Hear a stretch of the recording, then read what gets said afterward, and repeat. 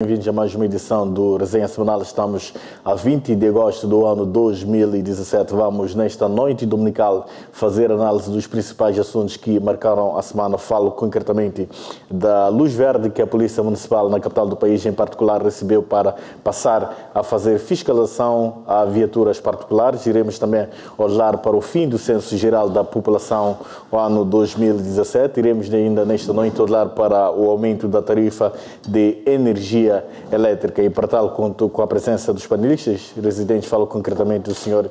Antônio Mushanga, contamos ainda com a presença do Sr. Silvério Ronguani, está também aqui nos estudos, e o Sr. Hilário Checati, e contamos ainda com a presença da Sra. Écita Sigão, que quero, antes de mais, caros colegas, agradecer pela vossa presença e um agradecimento muito especial ao caro amigo telespectador que domingo a domingo fica desse lado para acompanhar o Resenha Semanal. Antes de avançarmos para o primeiro tema deste noite, quero saber como é que estão os colegas e de uma forma um pouco mais resumida para ganharmos o tempo. Queria saber, está começando mesmo por si.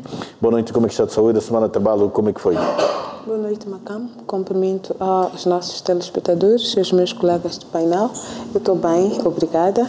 A minha semana correu bem, foi tranquila e já a preparar a que segue. Obrigado a esta Sr. Hilário Checati. Boa noite, como é que está de saúde? E a semana de trabalho, como é que correu? Muito boa noite aos telespectadores da TV Miramar. Queria, em primeiro lugar, renovar os agradecimentos pelo convite que me foi formulado mais uma vez. E a minha semana foi boa, e desejar também uma semana laboral a todos os telespectadores muito bem sucedida. Obrigado, Sr. Checati. Sr. Silvério, como está de saúde? E a semana de trabalho, como é que foi? Saúde, estou muito bem. A minha semana também correu bem.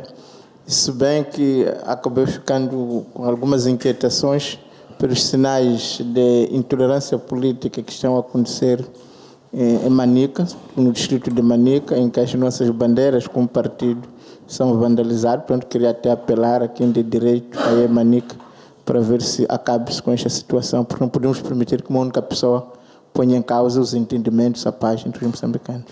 Obrigado, Sr. Ronguani. Sr. Mushanga, boa noite. Como é que está de saúde? A semana de trabalho, como é que correu? Muito obrigado. Primeiro quero agradecer a Deus pela proteção em vida que tem nos proporcionado. Dizer que a minha semana correu razoavelmente. E, lamentavelmente, mais uma vez, fomos brindados com esta situação da Ordem dos Médicos licenciados em Medicina, que continuam com o seu braço de ferro.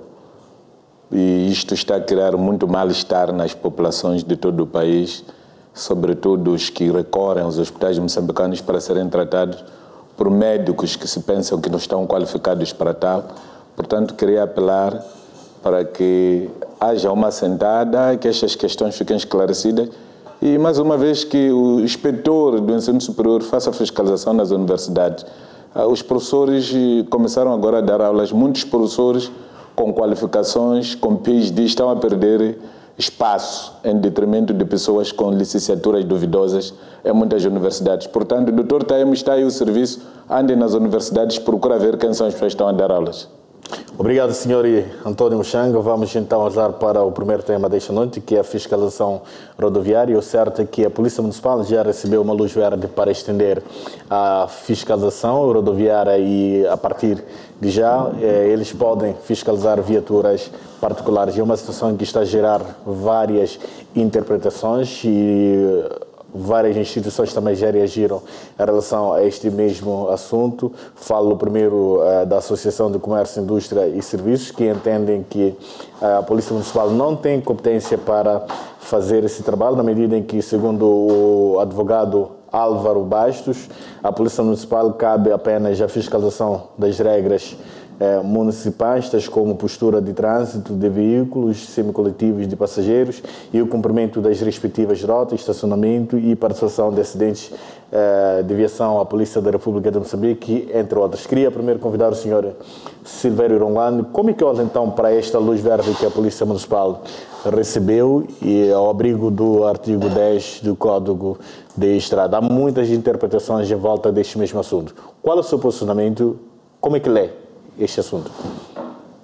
Eu penso que os moçambicanos estão a ser brindados mais uma vez pela confusão, porque acredito que quando foi criado a Polícia Municipal, as suas competências eram claras, porque é admirável para já que depois de muito tempo se tenha descoberto que tinha essas competências, porque se era algo que a Polícia Municipal podia fazer desde o princípio, é óbvio que também devia ter acontecido no princípio, porque nem a questão da fiscalização rodoviária nem é nova, nem a Polícia Municipal é nova. Portanto, a primeira pergunta que se coloca é por que agora? O que é que terá acontecido agora para se zerar esta ordem? O que é que terá mudado? Porque há de perceber que a administração pública tem de funcionar também com uma previsibilidade, com uma certa constância. Portanto, se não estarmos constantemente a mudarmos as regras de jogo, se optarmos pela imprevisibilidade, é claro que nós vamos entrar no mato sem saída, em confusões, em que já não se sabe quem faz o quê. Aliás, para dar um exemplo, eu preciso lembrar que esta mesma semana, por uma decisão mais ou menos igual, quando se dividiu os TPMs, uma parte, 35% concretamente, foi para Matola. Nós, esta semana toda, não tínhamos os transportes públicos da Matola, porque os trabalhadores estão em greve, e os outros 131 estão suspensos, também estão a exigir os seus direitos, e claramente este município não está a ter capacidade de gerir este assunto. Agora, a minha pergunta é, se não estão a conseguir gerir aquilo que já está sob a sua alçada, ao invés, se calhar, de repensarmos nas estratégias, como é que podemos rentabilizar esta empresa, como é que podemos conseguir que cumpra o seu papel, como é que podemos ressarcir esses trabalhadores que estão suspensos, mas não estão a receber nenhuma indenização. Portanto, o que está a acontecer é o contrário. Estamos a dar cada vez mais atribuições, neste caso concreto. Então, a minha pergunta é, o que é que terá acontecido? O ponto número 2 é, se a Polícia Municipal recebeu este novo MUNOS, este novo serviço, quais foram as ações de formação, de reciclagem que terá tido para que possa exercer esse novo MUNOS em condições aceitáveis, mas também quais foram as estratégias de publicidade que foram feitas, porque adivinha-se que a população, os automobilistas, estão convencidos que esta não é a competência da Polícia Municipal, e se de repente esta Polícia Municipal está a fazer este tipo de trabalho, haverá muita gente que vai recusar, que não vai aceitar, acreditando que não é sua competência quando for ultrapassada por uma ordem que sequer não foi publicitária. Portanto, parece-me que mesmo se isso não entra em contradição com as leis, com as normas, pelo menos devia ter-se publicitado a preparação que foi feita para que efetivamente esta nova ordem seja exercida de uma forma agradável e aceitável. Mas o que vamos ter é, mais uma vez, confusão, como estamos a ter a confusão, como não estamos a ter, especialmente na matéria dos transportes públicos, também por uma ordem... A Polícia Municipal na capital do país, em particular, justifica, ou seja, fundamenta esta atividade que deverá iniciar ao abrigo do artigo número 10 do Código da Estrada, no seu número 1, a linha D. A pergunta que eu levanto, haverá mesmo necessidade de termos outros agentes a desenvolver uma atividade que já estava a ser desenvolvida pela Polícia de Trânsito? Não, e a questão é esta, por isso que nós estamos a colocar, se esta linha foi inscrita ontem, antes de ontem, ou sempre existiu. Se sempre existiu, e mesmo existindo, a Polícia de Trânsito não fazia este trabalho, o que tem que se perguntar é o que é que terá mudado, o que é que efetivamente aconteceu de novo para que isto aconteça, porque nós não podemos, de repente, pegarmos numa linha qualquer para nos atribuirmos competências. Se nós trabalharmos, porque é preciso saber que também o hábito faz a lei. Portanto, parece-me que, se for verdade que eles têm razão, agora, quais foram as iniciativas para consciencializar a população, porque é preciso que qualquer automobilista saiba que, de fato, a Polícia de Trânsito pode lhe parar para exigir isto. Onde é que foi feita essa publicidade? Que estratégias foram usadas? Se a polícia não fazia este trabalho na sua formação, é evidente que não se focalizou neste ponto porque não era hábito fazer. Okay. Qual é a reciclagem que essa polícia recebeu para poder fazer isto? Ok. Obrigado, senhor Silvério Ronguano. Sr. Chacate, estaríamos aqui assim, que é a abrir mais uma janela de corrupção, colocando a Polícia Municipal para desenvolver esta atividade, tendo em conta aquilo que são as competências, aquilo que todos nós já sabemos que são as competências da Polícia Municipal? Bom, eu acho que aqui podemos tentar analisar este assunto em duas dimensões.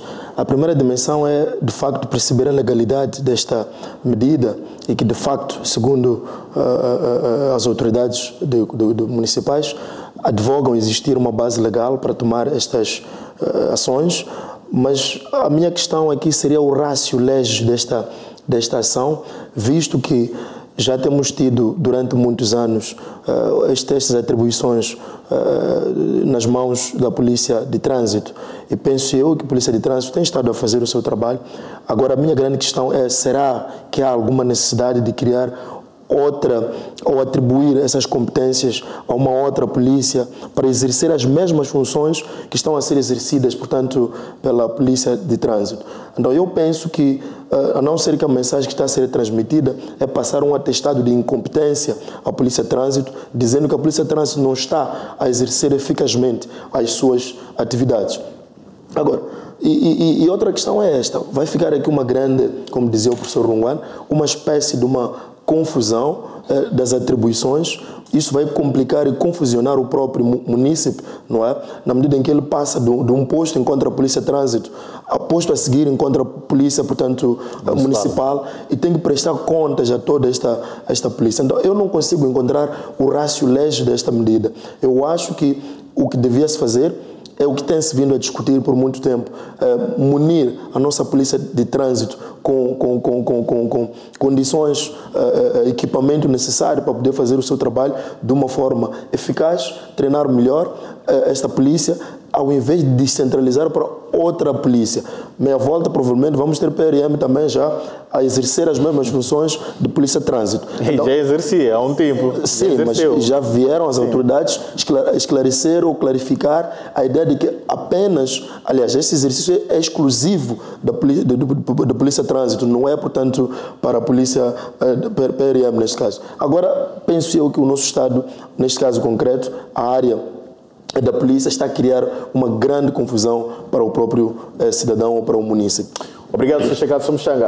Permita-me, antes de mais, fazer uma pequena leitura em relação àquilo que é o posicionamento da Associação de Comércio, Indústria e Serviços, que defendeu claramente que não é da competência da Polícia Municipal em exercer essa atividade, e eles justificaram, e deixe-me só citar, e eles dizem que o Código de Estrada é um instrumento legal criado pelo Estado através da autorização legislativa do Parlamento ao Governo, que incumbe apenas a Polícia de Trânsito, a fiscalização do seu cumprimento a nível nacional. Nesse contexto, a Polícia Municipal é uma unidade policial de uma pessoa coletiva pública distinta do Estado, isto é, o município não pode extravasar as suas competências acima da sua circunscrição. Como é que vem, então, este posicionamento desta organização e aquilo que é a luz verde que foi dada, então, para esta entidade? Bom, eu penso que há uma confusão aqui de interpretação. A experiência que eu tenho de outros países do mundo, a Polícia Municipal fiscaliza, sim, viaturas particulares, tendo em conta que eles devem contribuir para o combate à sinistralidade dentro do seu espaço, tendo em conta que devem contribuir para o combate ao roubo de viaturas, tendo em conta que também, quando há sinistralidade, a maior parte do patrimônio que é destruído é do município. Os sinais de trânsito, as bermas dos passeios, é o município que tem que fazer. Os postos de energia que são batidos. Portanto, o município tem essa responsabilidade. Aliás, em outros países já há um outro tipo de polícia também, que são chamados, na África do Sul chamavam TPAs, aqueles que constroem estradas. A ANE devia ter os seus, que para além de fiscalizar esta documentação, haviam de fiscalizar a carga para as pessoas não destruírem a estrada. Portanto, eu penso que quem não deve, não teme. O que nós deveríamos fazer aqui seria clarificar, publicitar esses fatos, porque se eles existem no Código de Estrada, é porque precisam de serem respeitadas. Também a própria lei de que a associação fala estas e entre outras. Quais são essas entre outras? Quando se diz entre outras, está-se a falar de normas previstas noutra legislação avulsa. Portanto, nós neste país já temos um vício. Quando eu tirei carta de condução, sabia que eu devia respeitar tudo o que é militar e o paramilitar. As cartas que se tiram hoje, as pessoas apanham pessoas paramilitares ou militares não respeitam. Razão pela qual temos assistido troca de tiros com polícia de proteção. Porque as pessoas não reconhecem a autoridade da polícia de proteção. Mas é uma autoridade. Um militar com fardamento conhecido no país como um fardamento militar. Um homem da migração, um homem das alfândegas devidamente vestido. É uma autoridade. Então as pessoas procuram contrariar isto, isto resulta em confusão. Portanto, o que eu acho que tem que ficar claro é onde é que as multas aplicadas pela Polícia Municipal são pagas. São pagas no município, são pagas no INAV, são pagas onde? Porque as aplicadas pela Polícia de Trânsito são pagas no INAV e são pagas no Comando da Polícia. Isto tem que ficar claro. Gostaria também de pedir que estes fatos também fossem publicitados. Agora, em matéria de formação, eu sei que a Polícia de Trânsito do município tem formação. A mesma formação específica que tem a Polícia do Trânsito. Deixe-me só levantar mais uma questão que levantei para o Sr. Chacati. Nós estaríamos aqui a abrir essa janela de corrupção, tendo em conta que o entendimento da sociedade é que no lado de trânsito sempre há algum rendimento ilícito para a própria polícia. Nós estaríamos aqui a chamar mais polícias para o lado desta fiscalização, deixarmos os mercados, as pessoas que precisam ser muito bem organizadas no esquelene e não só, etc, etc. Era para o Sr. Muxanga, mas ok, tudo bem, vamos passar. Olha, a questão é esta. Corrupção é uma coisa, combater o crime é outra coisa. Agora, se nós estamos preocupados em combater o crime e a sinistralidade rodoviária, quanto mais entidades legais se envolverem, melhor é para nós. E mais sufoco para os moçambicanos, automobilistas? Não é sufoco nenhum para quem está disciplinado na estrada. Agora, é sufoco para quem gosta de andar na ilegalidade. Agora, é preciso que fique claro como é que fazem. O que eu tenho visto, o que o porta-voz da Polícia Municipal estava a explicar, era que o que está a acontecer hoje em dia é que a Polícia Municipal e a Polícia de Trânsito até fazem os mesmos postos. Só que um tem que revistar uma coisa, outro revistar a outra. Com esta aplicação, o polícia está ali e vai fazer tudo. Agora, a questão é, quando se detectar uma infração, quem detecta é o Polícia de Trânsito, eu sei onde pago. Quando é o Polícia Municipal, para onde é que vai? Agora, isto pode criar problemas se nós chegarmos àquela situação em que a Polícia Municipal está mais preocupada em fazer receita própria para o município, e podem usar abusivamente esta componente.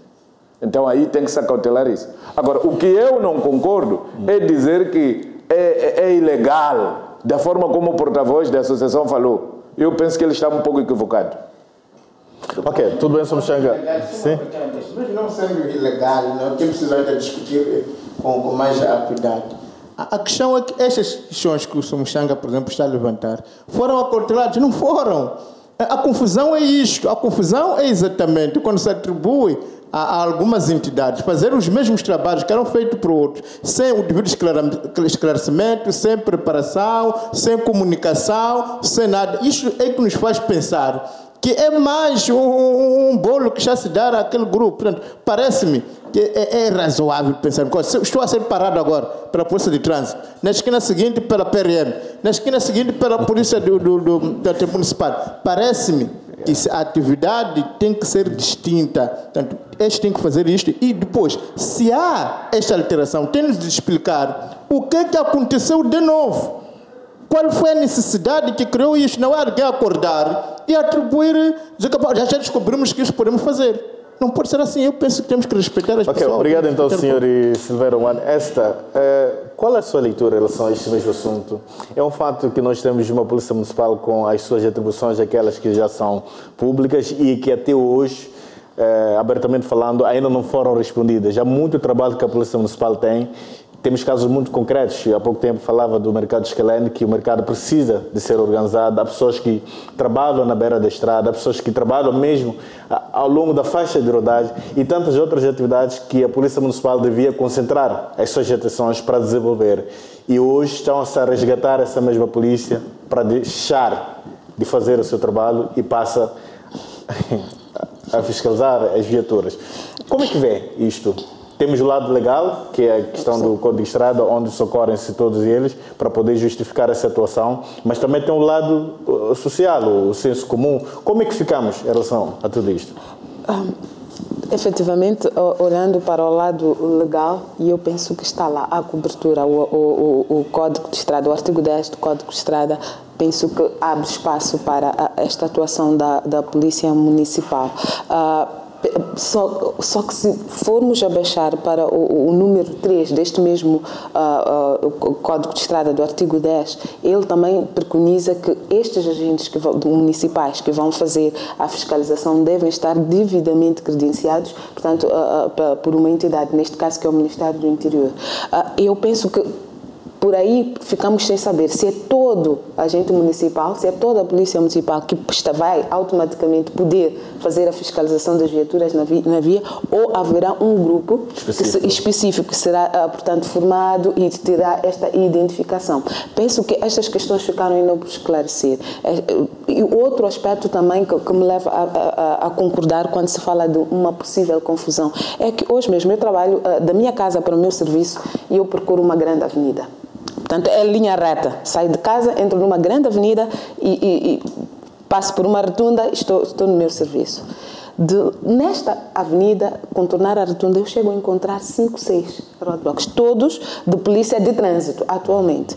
E eu quero me perguntar o que é que vai acontecer de hoje em diante. E em frente ao meu serviço, do lado, portanto, do meu escritório, eu tenho muitas das vezes a polícia de trânsito.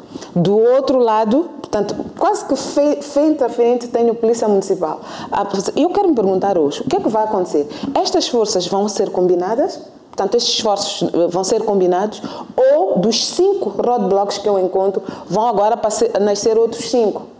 Por que isto? Porque nós estamos aqui a pensar em outras coisas também para Moçambique e para Maputo. Concordo com o combate à sinistralidade, concordo com todo este discurso. Aliás, há campanhas que já vêm correndo há muito tempo que nos levam a isso, a reduzir a sinistralidade rodoviária. E eu me pergunto, conseguiram alcançar os resultados?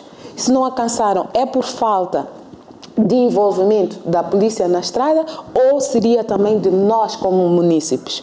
Portanto, eu penso que estas questões são muito importantes, porque se o problema são os munícipes, nós aumentamos a polícia na rua e os munícipes continuam a fazer exatamente a mesma coisa.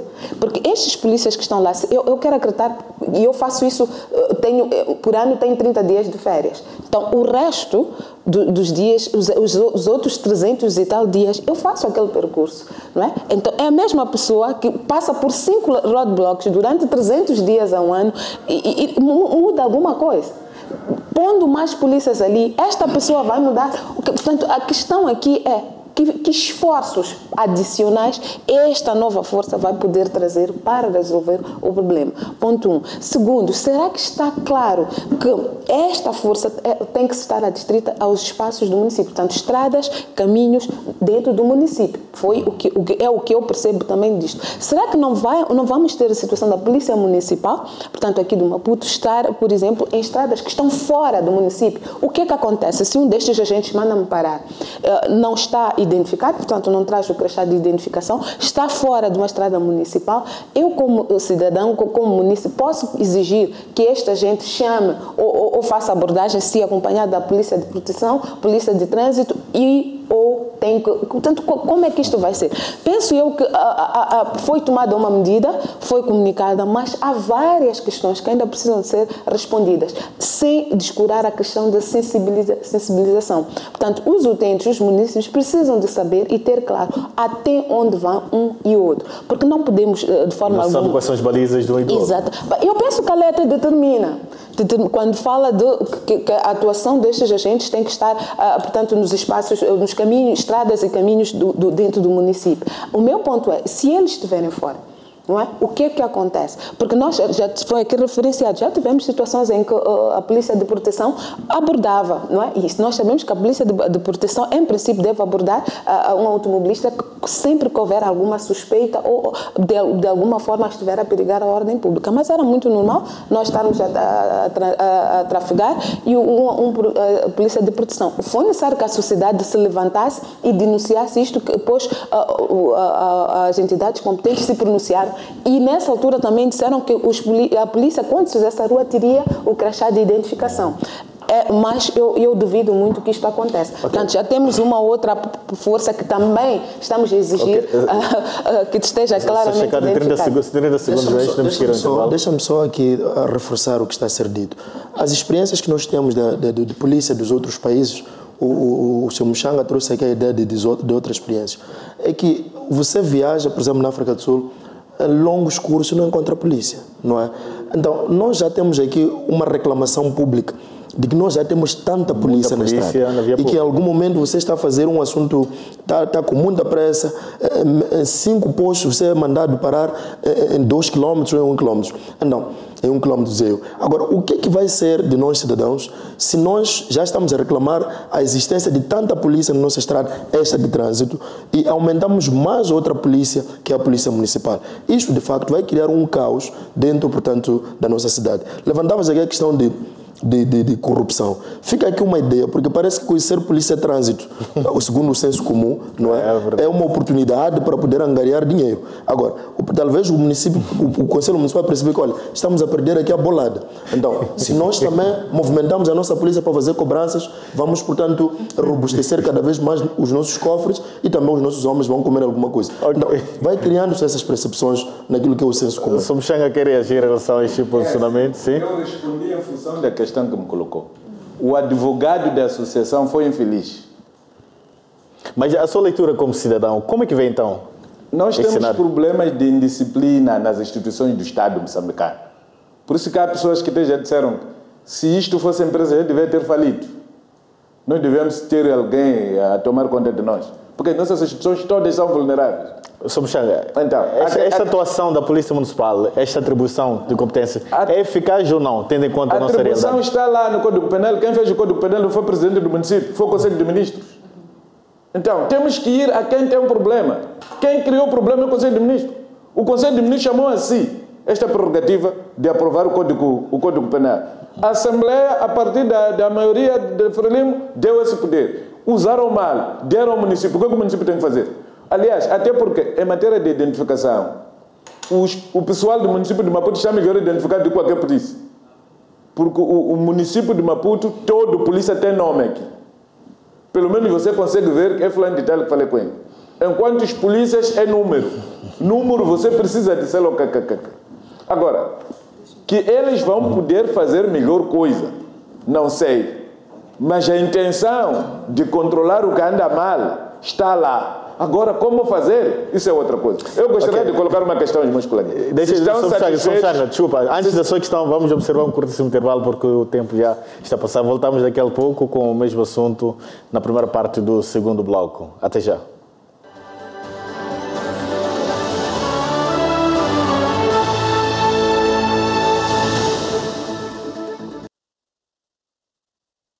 Paulo Vieira, o novo personagem dela é uma princesa. E combina com ela, viu? Adriana Biroli, atriz da novela Bela Aventura. Mas fazer princesa é mais legal do que fazer vilã. E vilã é bom, né? Ai, tudo legal. Dar uns tapas na cara é maneiro. Ah, já tem muito. E Manu Gavassi mostra o seu talento. Então eu sempre fui dramática, eu invento histórias. Já passei por muita coisa, tenho 24 anos, me respeita. No programa do Porchat. Vem aí Um sonho terrível e tão real que me sentia como se estivesse desperto. Essa lembrança está me assombrando. Preciso que me digam o que significa.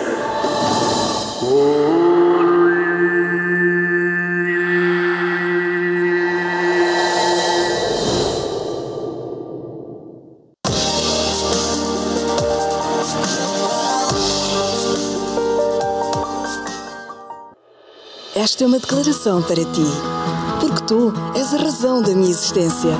Acredita, não estou a exagerar. Quando inovo, melhoro, é em ti que estou a pensar.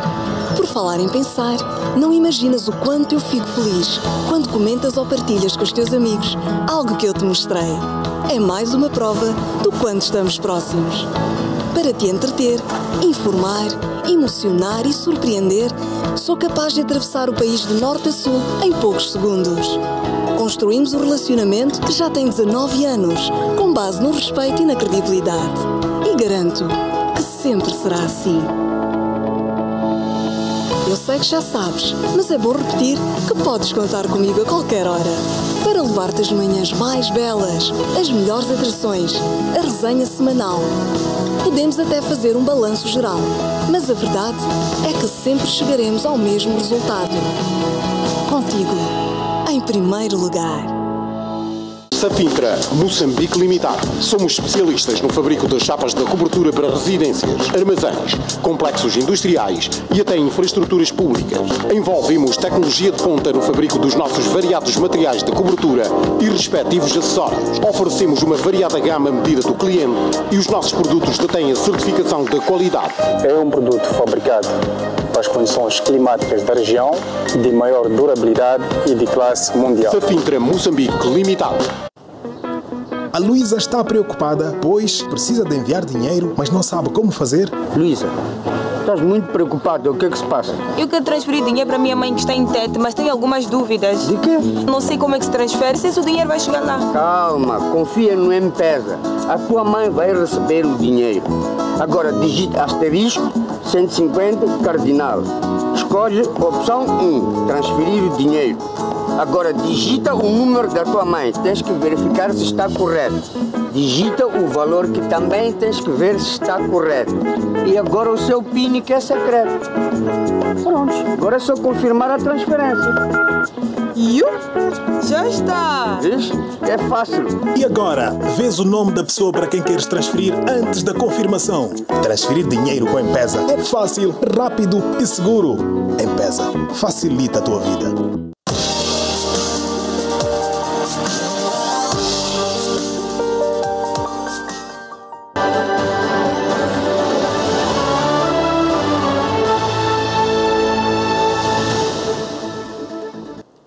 Boa noite, uma vez mais estamos de volta para a segunda parte do Resenha Semanal. Vamos agora olhar para o fim do Censo Geral 2017. Mas antes de analisarmos este assunto, vou passar a palavra para o Sr. Muxanga. Peço de uma forma muito breve.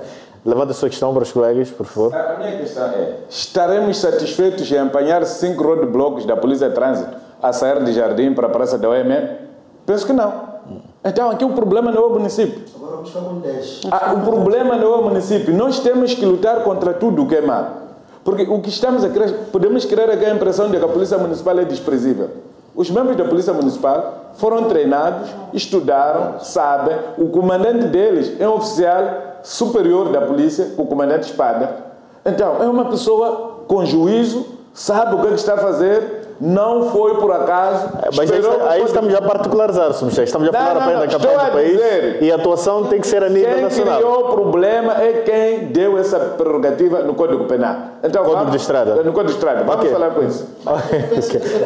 É só um desculpa, vamos passar a palavra a essa, depois vou passar a palavra para o senhor também. Eu penso que a explicação daqui do meu colega Muxanga acaba extravasando o que está aqui a ser discutido. Primeiro, quando fala de identificação, eu remeto novamente a este mesmo dispositivo.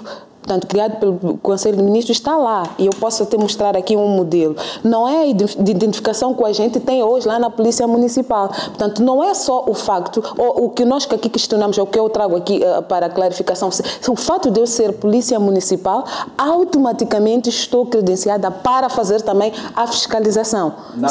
Então, um minuto só. E o entendimento que eu tenho é que não é esse. Portanto, eu sou agente municipal, estou identificada, mas eu preciso ter esta identificação. Este é o modelo, inclusive posso partilhar aqui depois consigo, que preciso de ter para poder fazer também esta outra componente. A minha questão é, se hoje um agente manda-me parar, tem a identificação como agente municipal, mas não tem esta que o autoriza a fazer a fiscalização, como é que eu reajo como cidadã? Então, são estas questões que nós estamos aqui a trazer, e a resposta ou o argumento do Muxanga é que o município está melhor identificado do que a Polícia de Proteção. Pode até ser que esteja, mas precisa de se preparar também para para exercer esta outra atividade, porque estamos a ter aqui duas forças que estão a fazer a mesma coisa. O ideal é que elas se complementassem. E esta complementariedade seria benéfica até para o próprio município, porque nós vamos ter uma avenida, não é, que hoje tem 5 roadblocks. Nós teríamos estes mesmos 5, se calhar, mas a fazerem um trabalho que fosse visível. Este é o ponto. Sorongwane, mais segundos.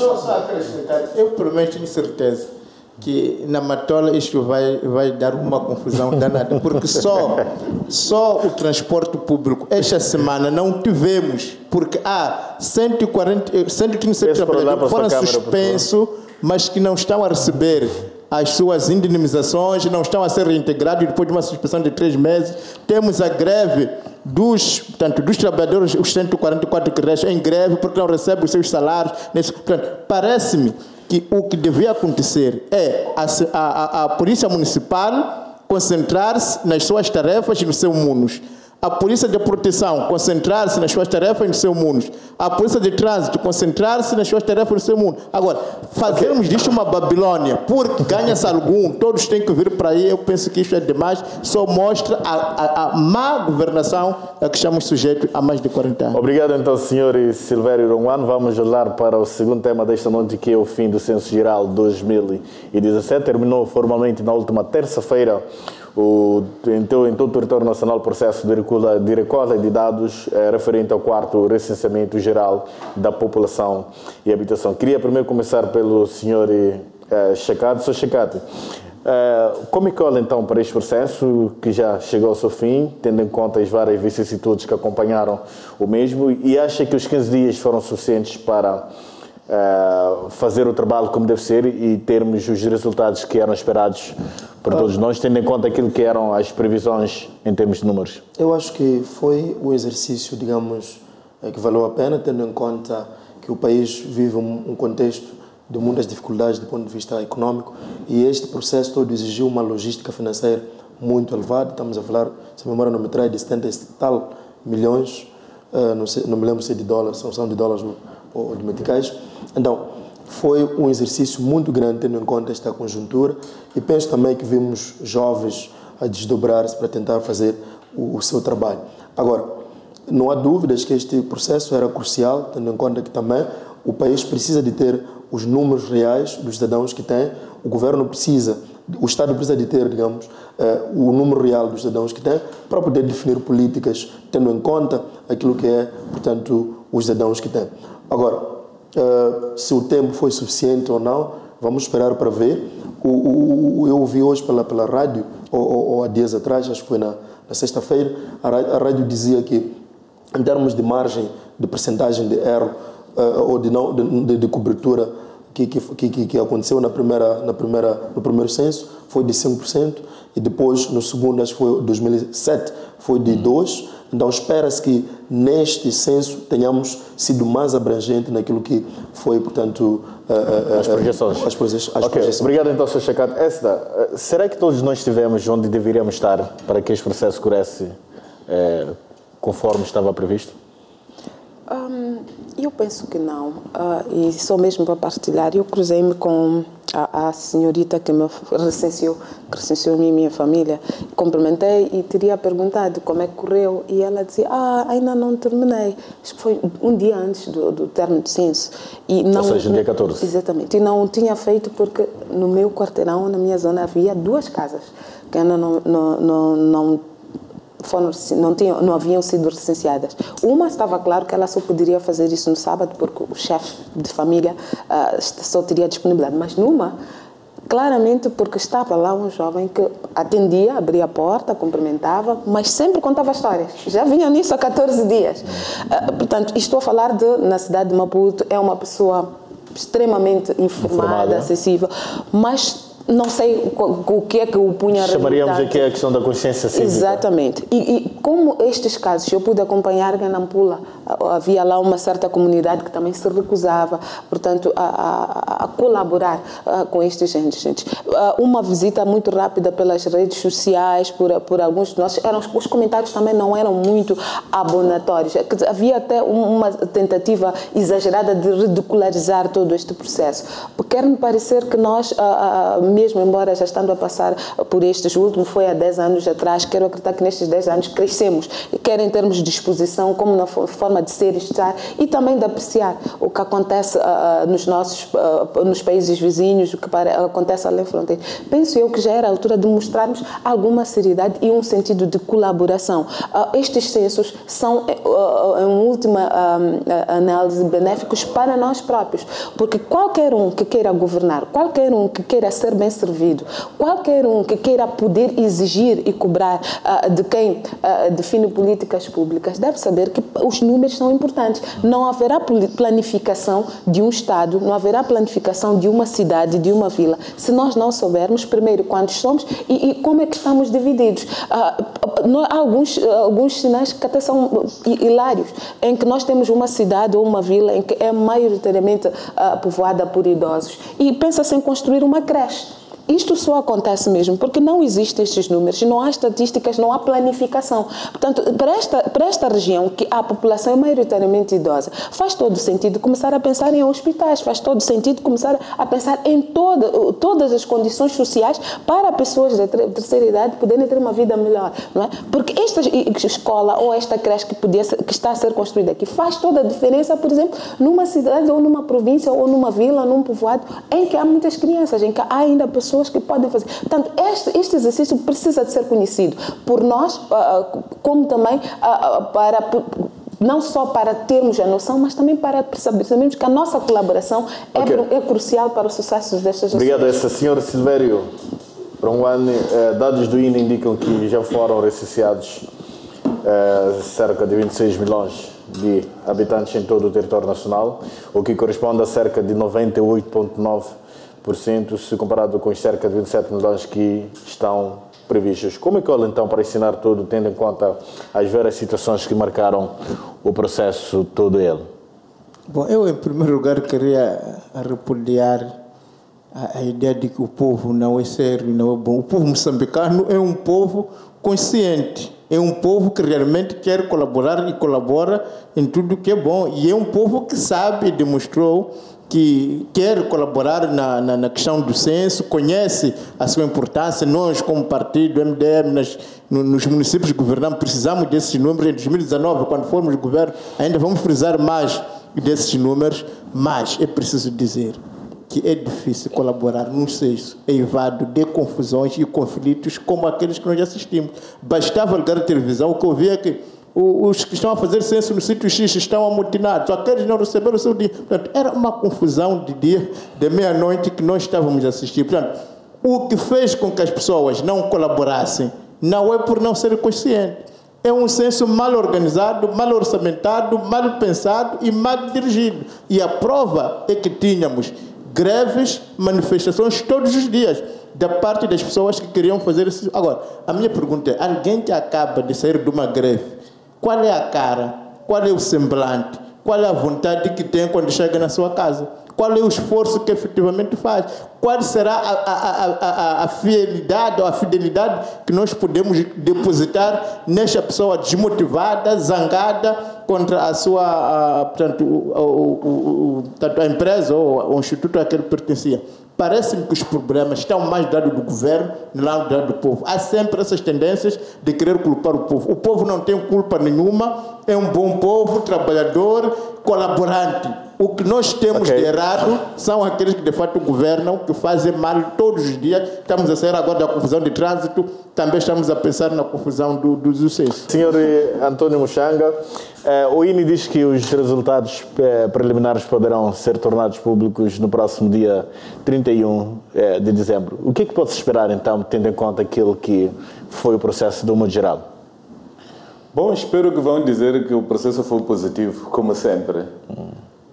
Mas, na verdade, algumas questões precisam de serem bem clarificadas. Um dos grandes constrangimentos que surgiu com esse censo é que se disse claramente que os empregados não podem assumir, não podem se assumir como declarantes da casa. A maior parte dessas casas onde as pessoas abriam porta fechavam, alguns eram empregados. Por exemplo, eu vi isso em Nampula, num bairro onde vivem muitos diretores provinciais. E esses diretores também não foram apanhados na hora. Mas acredito que no fim de semana podem ter sido localizados. Eu, por exemplo, fiquei 2 dias em casa à espera do pessoal de recenseamento. Quando eu saía é quando ficavam a chegar. Perdi domingo a trazer à igreja porque estava à espera deles, voltei toda a tarde, não apareceram. Só apareceram na segunda-feira. Tive que esperar 2 horas de tempo.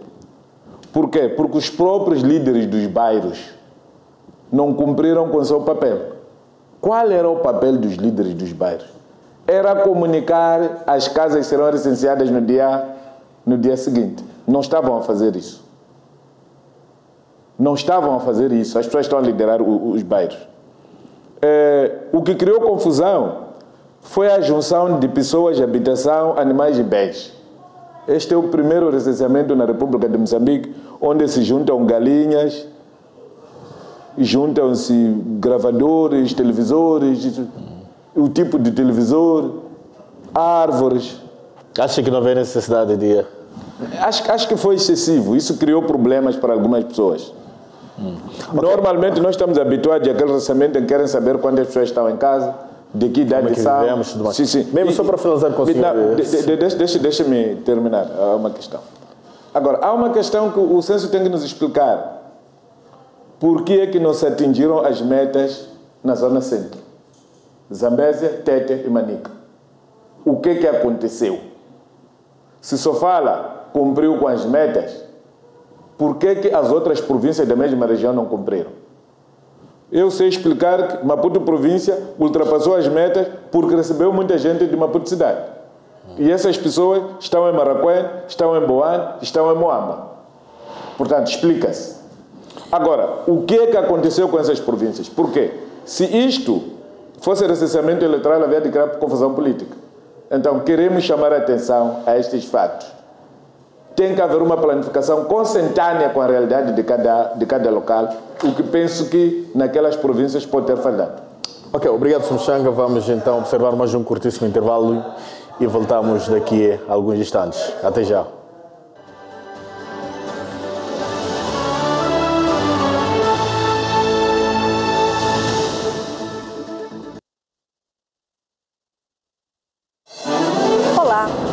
Espetacular, nossa equipe percorre os 900 quilômetros de uma rodovia que já teve até asfalto e hoje está assim.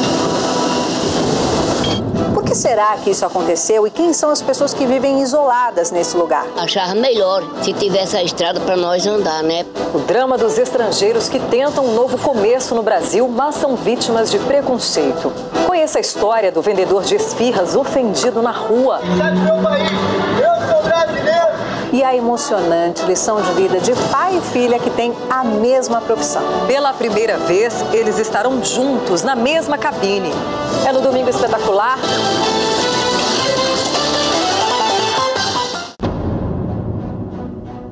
O caminho da vida é feito de escolhas e todas elas têm consequências. Vem aí o Rico e Lázaro.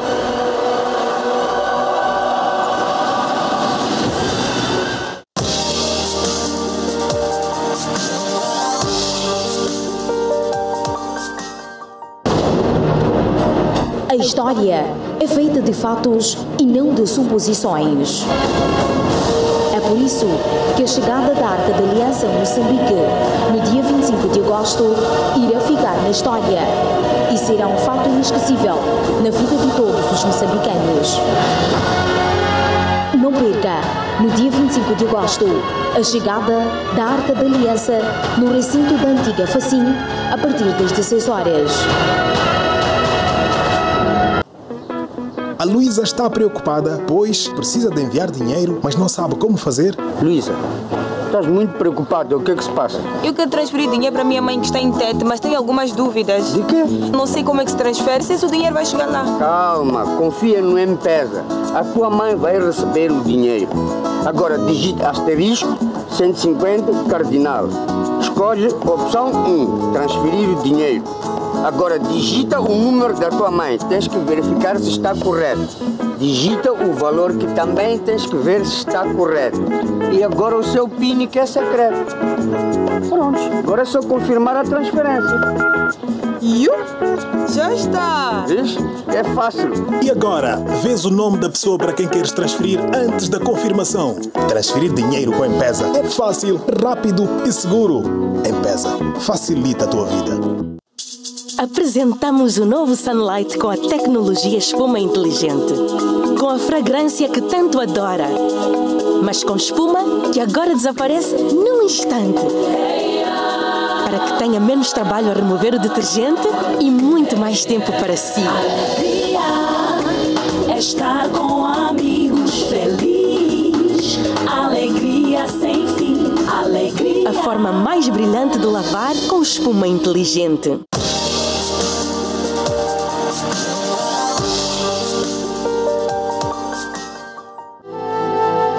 Conformar com esse casamento louco. Eu não vou deixar isso barato.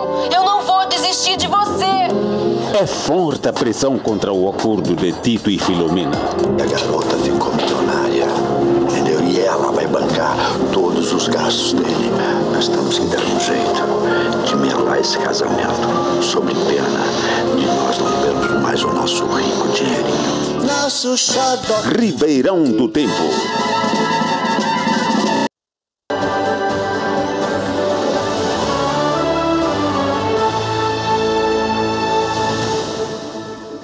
Boa noite, uma vez mais estamos de volta para a terceira e última parte do Resenha Semanal. Vamos agora olhar para a tarifa da energia elétrica que foi agravada e o anúncio foi feito ainda esta semana pela EDM, uma decisão que foi elogiada pelo FMI através de um comunicado de imprensa. Queria começar mesmo pelo Sr. Antônio Muxanga. Sr. Muxanga, como é que olha então para este agravamento da energia elétrica? Ainda nesta semana, só para não fugir tanto, tivemos a comunicação de que o combustível também já tem um novo comportamento em termos de preços, mas focando particularmente nessa questão da energia elétrica, como é que vê para tudo isto, este agravamento, de modo geral?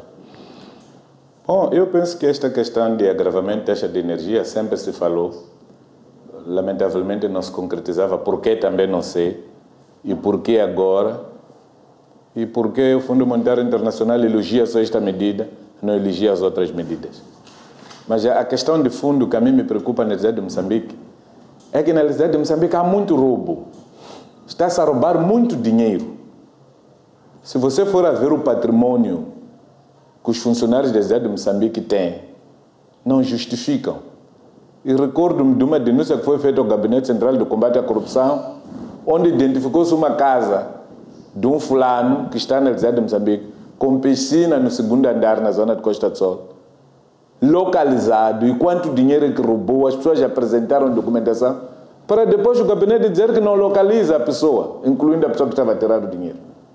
Para dizer que lá na cidade de Moçambique é um local muito fértil para nós pagarmos energia e o dinheiro não ir ao cofre da cidade de Moçambique. Espero que o novo PCA, porque essas coisas de que estou a falar aconteceram antes dessa nova liderança. Da nova liderança. Espero que o novo PCA tenha conseguido descobrir de onde sai o dinheiro da cidade de Moçambique para não beneficiar a empresa e beneficiar pessoas. Em relação à tarifa em si, bom, foi razoável porque preservou-se as camadas mais vulneráveis. Quem não tem muita coisa em casa dele, 125 kW são normais para um mês. E quem consome mais, efetivamente, tem que pagar um pouco mais. Mas espero que haja uma gestão racional e que o dinheiro, efetivamente, vá aos cofres do Estado do que enriquecer pessoas. Obrigado, então, Sr. Antônio Muxanga. Sr. Silvério Ronguando, qual a sua leitura, então, em relação a este agravamento da tarifa de energia elétrica? Não, até ainda bem que observou que não foi só a energia que subiu. Subiram também os outros combustíveis. Portanto, a tônica aqui é calcar no povo, é pisar o povo, é impedir que o povo possa viver. Eu penso que se nós estamos a caminhar a olhos vistos, já para terminar aquele contrato de venda de energia à África do Sul em condições não muito favoráveis, era momento, sim, para desagravar os preços, porque nós estamos a dizer, afinal, Caurabaça é nossa ou não é nossa? Eu penso que devia se explicar isso claramente, se é nossa ou não é nossa, porque no momento em que não era nossa, a energia era mais barata. No momento que é nosso, já a energia é mais cara. Eu penso que é daquela insensibilidade. Portanto, este governo, cada dia que passa, está a mostrar que realmente está em conluio com essas organizações internacionais para pisar, para calcar o nosso povo. Não admira que tenham vindo lhe aplaudir, mas parece-me de uma insensibilidade. No momento em que os preços de todas as coisas estão a subir, ainda sobe a energia. Porque é preciso entender que ao subir a energia, vai fazer com que outros produtos também subam, porque muitas indústrias, muitas empresas trabalham na base de energia. Portanto, vão subir também a sua carteira de custos e vai encarecer ainda mais a vida do nosso povo. A minha pergunta é, estamos quase a terminar aquele contrato de venda de energia que não era favorável.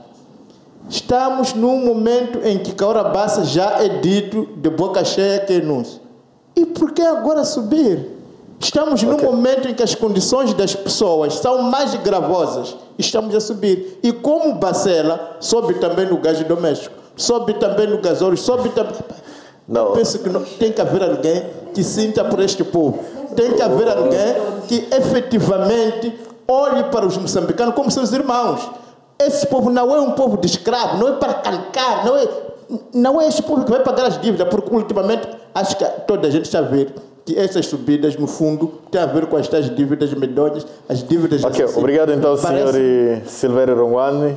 Lembrar uma vez mais que nesta última comunicação do Ministério dos Recursos Minerais, o gás doméstico baixou, não subiu. Sr. Hilário Chacate, como é que vê então este agravamento da tarifa da energia elétrica? Bom, eu acho que é dentro de uma conjuntura nacional em que, de facto, há uma subida de preços em diversos setores, como tem acontecido, por exemplo, com combustíveis, que têm oscilado, algum momento sobe, outros momentos, portanto, baixa. E nós já tínhamos advertido, em alguns momentos, que o FMI, não é, que é uma instituição que é pró-privatização, ia, de facto, querer ver em Moçambique os moçambicanos a pagar os preços reais daquilo que consomem. Nós sabemos que o nosso Estado carrega consigo vários valores socialistas e que tem, portanto, esta postura de subsidiar vários setores, como acontece na saúde, acontece na educação, e isto é contrário àquilo que é a perspectiva das instituições internacionais do Bretton Woods, concretamente o FMI e o Banco Mundial. É neste contexto que eu ainda acredito que o governo moçambicano ainda pode passar por muitas pressões para privatizar várias empresas públicas, como é o caso da própria EDM, que tem com participação do Estado, como é o caso da LM, o caso da TDM e MCL, e que nós já provamos pelos acontecimentos que têm ocorrido no dia a dia, que temos tido dificuldade de gerir as empresas públicas, que neste momento estão quase todas elas falidas. Não, eu percebo neste contexto que o FMI ainda vai exercer muita pressão para que, de facto, o governo venha abdicando-se dessa gestão, neste caso o Estado, venha abdicando e venha privatizar as empresas privadas para poderem ocorrer dentro de uma dinâmica de mercados, dentro de uma dinâmica de economia, portanto, aberta, onde há, portanto, uma maior competição, onde há, portanto, um funcionamento normal dentro daquilo que é uma economia de mercado. Obrigado, então, Sr. Chacate Écita. Qual é a sua leitura em relação a este agravamento e o posicionamento do FMI? Bom, posicionamento do FMI, eu penso que era de esperar.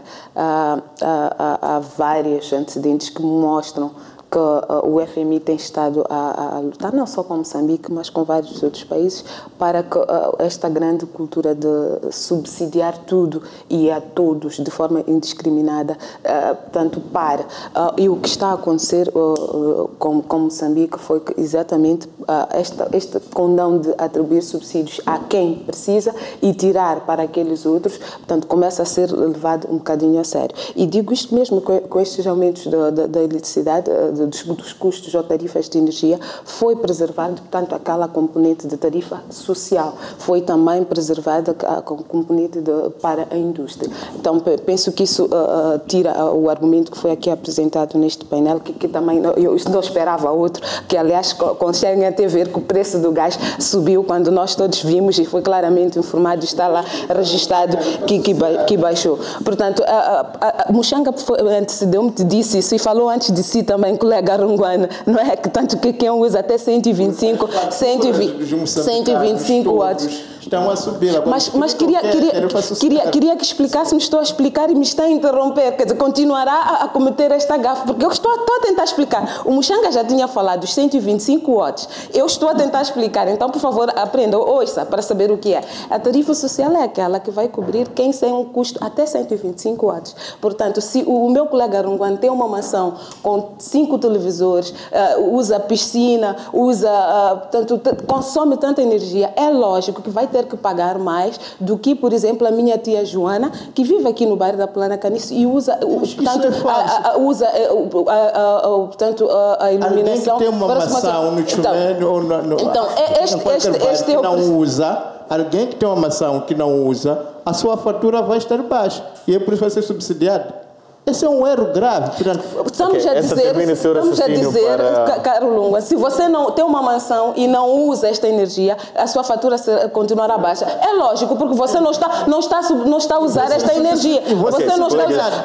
Está a ser subsidiado onde se você não está a usar. Enquanto 4 famílias que vivem no mesmo espaço, que têm pobres, e têm uma fatura que ascende a isso, vai esquecer por ser uma família rica. O que estamos a dizer aqui, é que o seu você vai pagar por aquilo que você consome. Eu só queria debater uma questão aqui da privatização. Posso terminar, Muchanga? Normalmente a privatização é feita com vista a reduzir que as empresas públicas sirvam de vacas leiteiras dos que governam. Portanto, nem sempre faz a privatização porque está contra o fato do Estado fazer uma gestão social. É porque, na maioria das empresas, ficam vacas leiteiras para aqueles que estão a governar. E essa brincadeira tem que parar. Agora, há uma questão que é muito importante, que eu penso que a EDM tem que fazer. É dar energia gratuita aos hospitais do Estado, às escolas e às esquadras da polícia. Fiquei envergonhado na Zambésia, chegar à esquadra, apanhar que está no escuro, legadamente, porque energia acabou. Então, essa energia está ao serviço de quem? Façam isto, mas tenham em mente que estas partes são... Ok, obrigado, Sr. Muchanga. Vamos, esta sim, peço para terminar o seu raciocínio, porque já estamos em cima da hora. Voltando, espero que não me interrompam. Quem quiser consumir mais, ou quem consome mais, é óbvio que terá que pagar. O que o Estado está a fazer, o que o Estado deve fazer, e faz parte do contrato social, é garantir que aqueles que têm menos condições, aqueles que usam a iluminação, vão aceder à tarifa apenas para a iluminação, estes sim vão continuar a beneficiar destes subsídios. Eu penso que é coerente. Agora, o que nós temos que exigir, e isso eu concordo plenamente, é que estes aumentos sejam sim para cobrir custos de investimento. Alguém disse que quando a hora baixa não era nossa, nós tínhamos mais energia. Lógico, tínhamos apenas 2 ou 3 cidades iluminadas em certo período de tempo. Hoje tu tens todas as capitais provinciais iluminadas. Há um esforço e há uma política clara do governo de levar energia até as zonas rurais. Isto é investimento. Então, é preciso pagar por isto, até para que aqueles que ainda não têm possam ter. É toda uma política que está a ser levada a cabo. Faz todo sentido. Obrigado, Esta. Obrigado, caros colegas. Muito obrigado, caro amigo telespectador que ficou desse lado para acompanhar o programa Resenha Semanal. Nós ficamos por aqui, voltamos no próximo domingo, se Deus quiser. Continuação de uma ótima noite dominical. Tenha uma semana abençoada. Boa noite.